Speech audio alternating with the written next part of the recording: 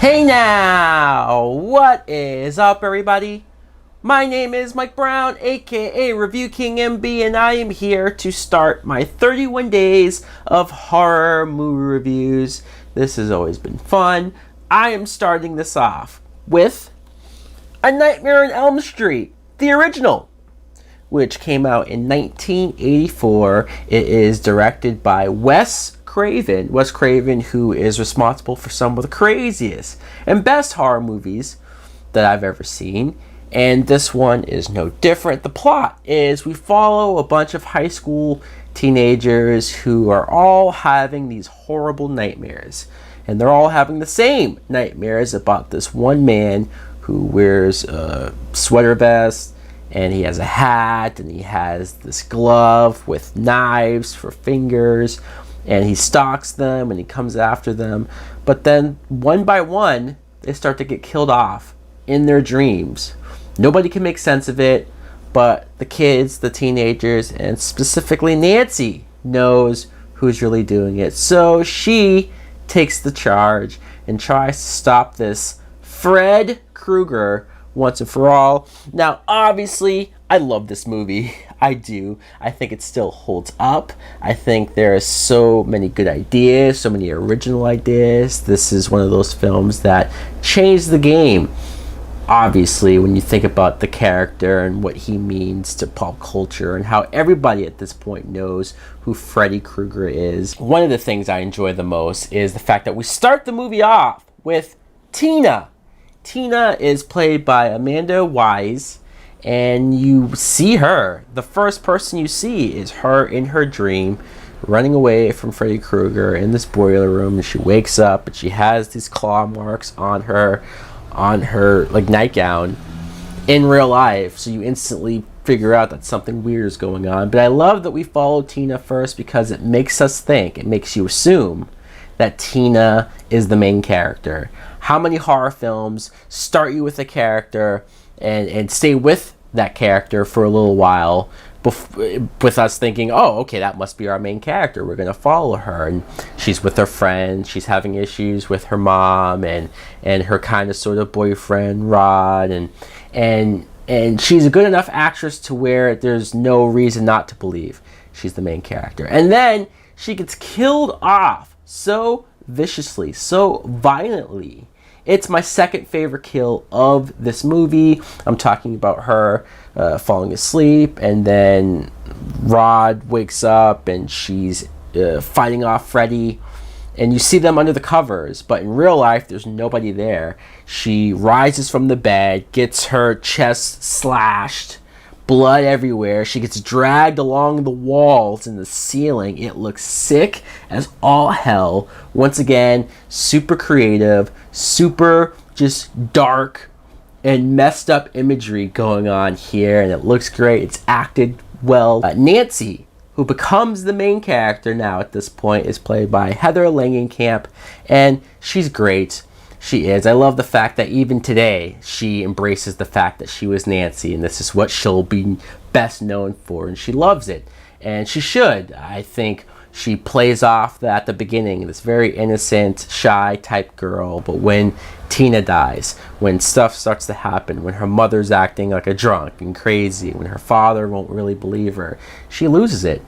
Between staying awake, she stays awake so long, drinking coffee, taking stay awake pills, and she sneaks even a coffee machine underneath her bed. There's even a point where she starts to get gray in her hair, and I love that. And she starts to look unhinged as well. I love the moments where she's falling asleep, like in class, and she has that freaky moment of following Tina in the body bag, and then the hall pass girl, and when she burns herself in the boiler room, wakes herself up, and the burn mark is on her arm. I love those ideas, the fact that in the dream world, it happens in the real world. It affects you in the real world. There's a moment where she undergoes sleep study and pulls out Fred Krueger's hat from her dream, and it's so freaky. You can't make sense of it if you're not Nancy. And that's where you get her mom, who she's played by Ronnie Blakely, and man, she's out there. She's a drunk, but you could tell she's hiding something from her past. She eventually reveals what her and the other parents did to Fred Krueger, who was a child murderer, and he got off. So they took the fight to him. They burnt him alive. And now he's back for revenge. But I love that. I love that it's the sins of the parents that are coming to haunt people like Nancy and her friends. And also, Nancy's father is played by John Saxon, who is estranged from the mother, but he's still involved with Nancy. He wants to be there for her. He's the cop, so he's trying to figure out what's going on as well. He comes off as sincere and honest. Glenn is Nancy's boyfriend, and this is introducing Johnny Depp. Johnny Depp's very first movie. It's so kind of funny to see him this young. He's like 18 years old, but he was a good actor. He could tell he had that charm to him. He's likable. He tells some jokes, and there's a moment where even Nancy wants him to watch over her so that she could go in her dream and find Freddy, but he's supposed to watch her to make sure nothing happens. But of course he falls asleep, and that's just great. She gets so mad at him, and Johnny Depp, I always say this whenever somebody asks me, what's your favorite horror death in a movie? What's your favorite just freak out scene? It's from the original Nightmare on Elm Street. It's Johnny Depp falling asleep in his bed, being sucked into his bed by Freddy, and then the pool of blood that shoots up from the bed to the roof, and then his mother walks in and sees it, is horrified. It's such a great scene. It's such a great imagery, and the way how they pulled this scene off is so insane to me. But that's why I love that this is pre-CGI. This is pre like, oh, we can do it after the fact. No, this is bare bones,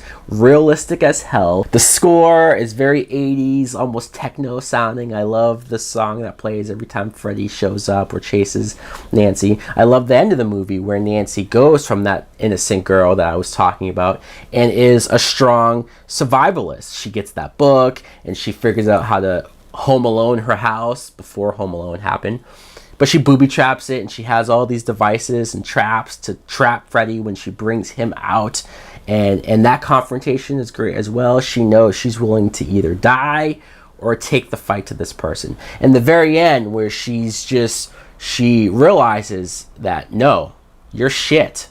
I'm not going to give you the power that we've been feeding to you that's been making you stronger, and he just disappears. I love it. It's such a great ending, logical ending. And then you have the dream scene at the very end where everyone's back, but then they get taken by Freddy, and it's clearly a dream scene, and I know that was added after the fact, and it might be confusing because you don't know. It's like, well, can Freddy not be killed? I thought she just took away his power and then he's back again. I know, but still, they had to do it. Most horror movies have to have that cliffhanger. He could still be out there type of ending, so it's fine. But I love this movie. I love rewatching it each and every time that I do. It's just one of those films that still freak me out, the ideas of it, and it still has those necessary scares. It still has those great imagery. It's one of the best in my opinion. So guys, let me know in the comments below, what do you think of the original Nightmare on Elm Street? Do you like it as much as I do? Do you have fond memories of Freddy Krueger? So very creepy. Just everything about him is creepy. Thanks for watching. Like, comment, subscribe. Later!